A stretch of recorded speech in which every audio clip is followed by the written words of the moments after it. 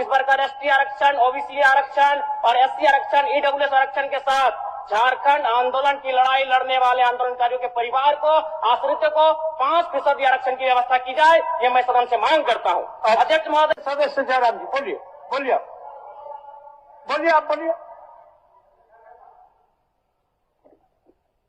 धन्यवाद अध्यक्ष महोदय।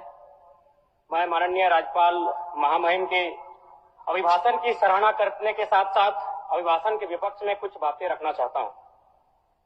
माननीय राज्यपाल के अभिभाषण क्रम संख्या 6 में केंद्र सरकार से 1,36,000 करोड़ वापस लाने की बात कही है और सही भी है, और हर एक राज्य को उसका बाकी पैसा मिलना चाहिए, उनका हक मिलना चाहिए।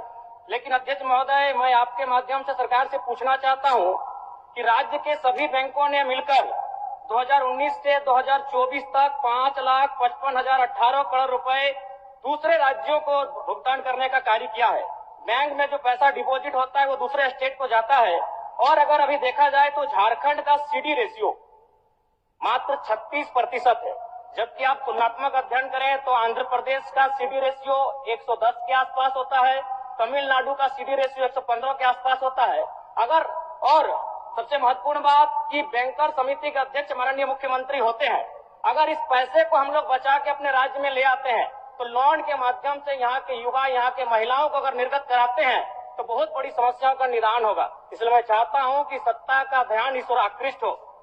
मैं आगे अध्यक्ष महोदय, राज्यपाल महोदय ने अपने अभिभाषण में शहीदों का जिक्र किया, शहीदों के विचारों को आत्मसात करने का जिक्र किया, लेकिन मैं कहना चाहता हूं कि शहीदों के उन्हें माला चढ़ाना, उनके विचारों को आत्मसात करने से कहीं ज्यादा जरूरी है शहीदों को सम्मान देना। मैं एक झारखंड, चूंकि माननीय मुख्यमंत्री भी झारखंड आंदोलनकारी के सुपुत्र, आज वो मुख्यमंत्री हैं, मैं भी एक झारखंड आंदोलनकारी का बेटा हूं, आज मैं विधायक के रूप में आपके बीच हूं, लेकिन आज असंख्य झारखंड आंदोलनकारी के परिवार है जो अच्छत विच्छत हो चुका है। इसलिए मैं चाहता हूं जिस प्रकार एसटी आरक्षण, ओबीसी आरक्षण और एससी आरक्षण, ईडब्ल्यूएस आरक्षण के साथ झारखंड आंदोलन की लड़ाई लड़ने वाले आंदोलनकारियों के परिवार को, आश्रितों को 5% आरक्षण की व्यवस्था की जाए, ये मैं सदन से मांग करता हूँ। अध्यक्ष महोदय, थोड़ा सा और समय लूंगा। अब हो गया जयराम, जब सरकार का उत्तर होना है, अब सरकार फिर बाद में फिर सेकंड पारी में मौका मिलेगा। मान्यवर 30 सेकंड, मान्यवर 30 सेकंड। चलिए बोल लीजिए।